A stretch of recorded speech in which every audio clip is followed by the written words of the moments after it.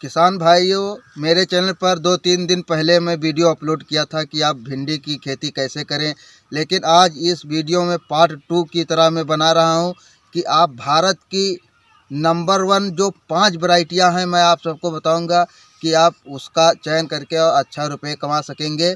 और मैं आपको बता दूं कि आप भिंडी की खेती करना चाहते हैं तो आप 15 जनवरी से पहले ही भिंडी की रोपाई कर दीजिए किसान भाइयों। इससे आपको बहुत अच्छा मुनाफा होगा। और मैं आप सबको बता दूं, अगर आप नए किसान हैं तो आपकी जो ज़मीन है वो उचली स्तर पर होनी चाहिए, निचली स्तर पर नहीं होना चाहिए। अगर आप नए किसान हैं तो आप ऐसी खेती करें कि आपका जो एक बार लागत लगे और लगभग आप उससे 8-9 महीने तक रुपए ही कमा कर जाएं। जैसे आपकी भिंडी हो गई किसान भाइयों, आप खीरा लगा सकते हैं, इसके बाद में आप मिर्ची की खेती कर सकते हैं। इससे क्या होगा, जो नए किसान हैं उसके समझ में आएगा और ज़्यादा उसमें रकम नहीं लगेगी। मैं ये वीडियो अपने सहयोगी से जानकारी आप सबको दिलाऊंगा। किसान भाइयों देखिए, जब खेती किसान करते हैं तो उन्हें किस समय और कौन सी खेती करना है।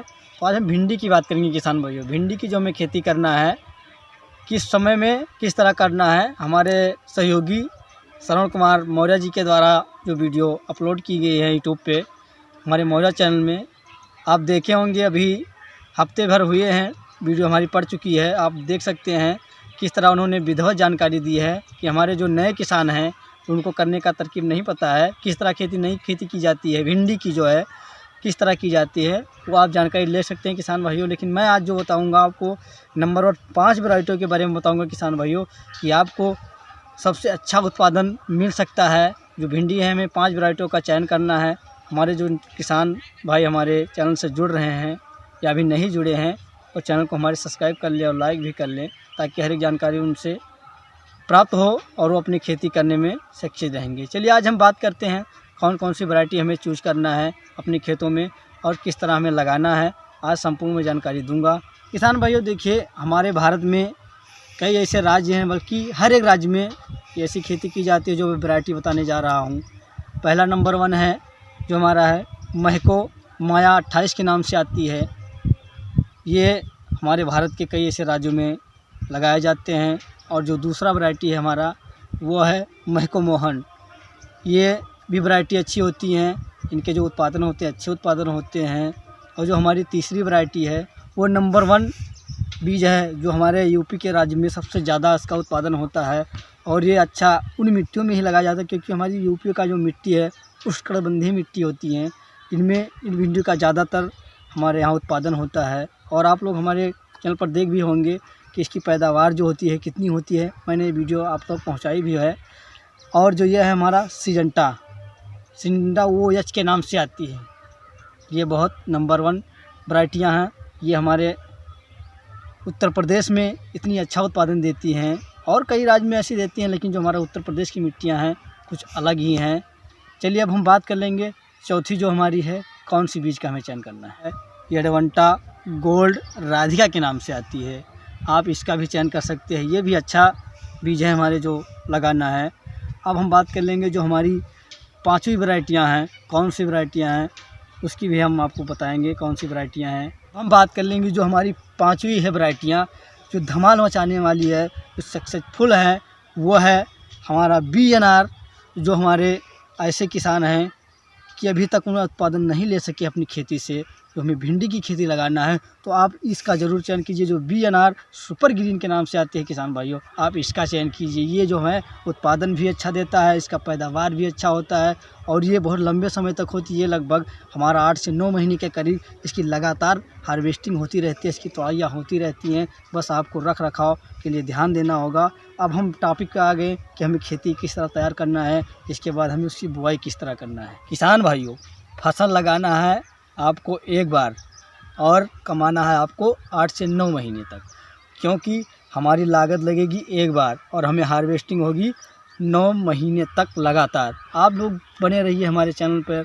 और हमारे जो किसान भाई खेत से चल रहे हैं, अब हम टॉपिक पर आ चुके हैं कि हमें खेत में क्या क्या करना होगा, किस तरह हमें खेत की जुताई किस तरह कराना है, कौन सी खादों का हमें चयन करना है अपने इसमें।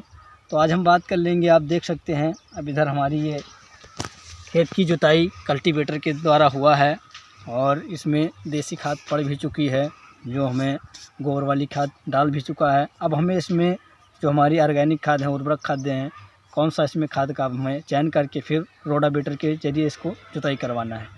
चलिए अब हम बात कर लेंगे, यदि हमें 1 एकड़ लगाना है या 1 बीघे लगाना है तो हमें 1 एकड़ लगाना होगा तो सबसे महत्व जो होती है सुपर फास्फेट आता है, जो सबसे अच्छी होती है हमारे खेतों के लिए, क्योंकि इसमें हमारी जो फसल होती हैं फसल को भरपूर मात्रा देता है। और रही दूसरी जो हमारी खाद है वो सबसे अहम मानी जाती है, वो DAP, जो कि सबसे पावरफुल बनाती है, हमारी मिट्टियों को ताकतवर बनाती है, ताकि एक बार इसको डाल दो और आपको बार बार खाद डालने की ज़रूरत हमारे खेतों में नहीं होती है और फसल को हमारे अच्छा हरा भरा और हार्वेस्टिंग भी अच्छी देती है, फूल और फल के लिए भी अच्छा होता है। लेकिन जो हमारी तीसरी खाद है किसान भाइयों, वो है पोटास। पोटास होता है, जो पोटास हमारे खेतों में कई प्रकार के फंगस जो होते हैं उनको नष्ट करती रहती है, ताकि हमारे जो फसल हैं वो ना सूखने पाते हैं, ना उसमें कई प्रकार के फंगिसाइड दवाओं का भी इस्तेमाल नहीं करना होता है।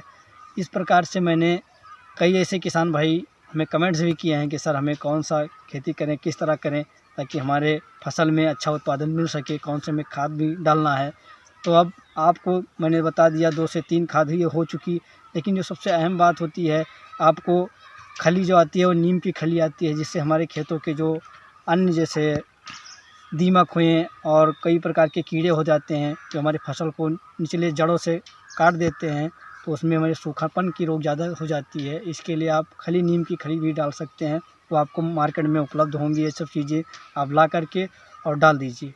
लेकिन किसान भाइयों एक बात ज़रूर कहूँगा कि जब आप लोग खेत को अच्छी तरीके से जुताई करवाते हैं तो आपको एक बात का ज़रूर ध्यान देना होगा कि हमें पाटा किस तरह लगाना है। तो हमारे कई किसान भाई खेतों को ज़्यादा पाटा लगवा देते हैं, तो हमारी जो मिट्टियाँ होती हैं वो दब जाती हैं, ताकि हमारे जो फसल जो हमें बुआई करना है भिंडियों का या कुछ भी करना है, कोई भी फसल हमें लगाना है, तो उसमें क्या होता है, हमें थोड़ा भुरभुरी मिट्टी ज़्यादा होनी चाहिए, फुलफुली मिट्टी होनी चाहिए। यदि आप किसान भाइयों छिड़क विधि से अगर आप कर रहे हैं तो पाटा आपको एक बार लगाना होगा, दोबारा आप मत लगवाइए, ताकि आपकी जब ये ज़मीन दब जाएगी तो पौधे हमारे जो होंगे अंकुरित होने में समय लग सकते हैं।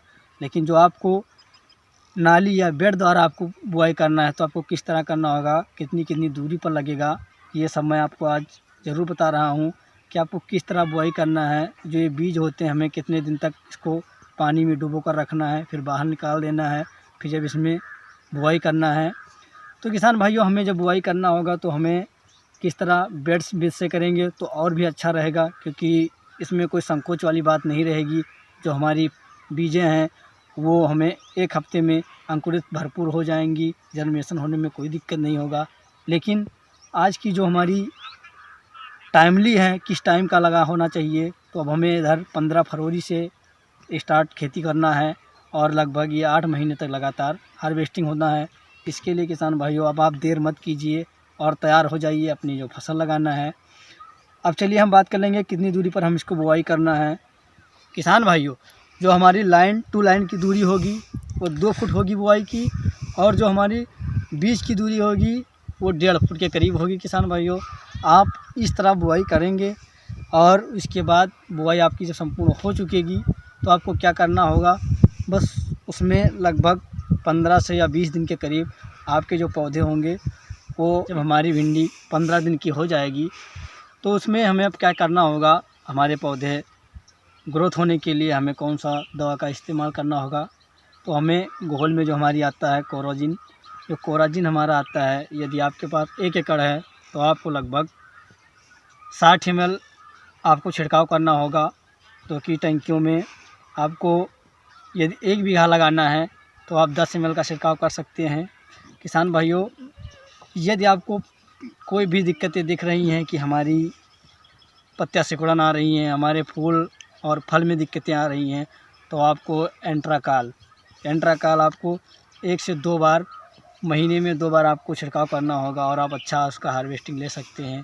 ताकि ये दवाइयाँ जो मैंने कोराजिन बताई है ये तो अक्सर करके हर एक टॉनिक के रूप में काम करती हैं, और ये एंट्राकाल है ये हमारे अन्य फंगिसाइड जैसे कीटनाशक दवाइयों के रूप में आता है। ये जो हमारा आता है एंट्राकाल ये पाउडर में आता है, और जो ये आता है कोराजिन जो हमारा लिक्विड, ये घोल में आता है किसान भाइयों, आप इन दोनों का उपचार सही से करेंगे तो आपको कोई भी ऐसा किसान नहीं को आपको पिछाड़ सकता है। इस खेती में जो भिंडी की खेती है, आप लगभग यदि 1 एकड़ करेंगे तो आपको फिर मालामाल होने से कोई नहीं रोक सकता है। और इसका जो पैदावार होता है किसान भाइयों, 1 बीघे में 70 कुंटल के करीब भिंडी पैदावार होती है।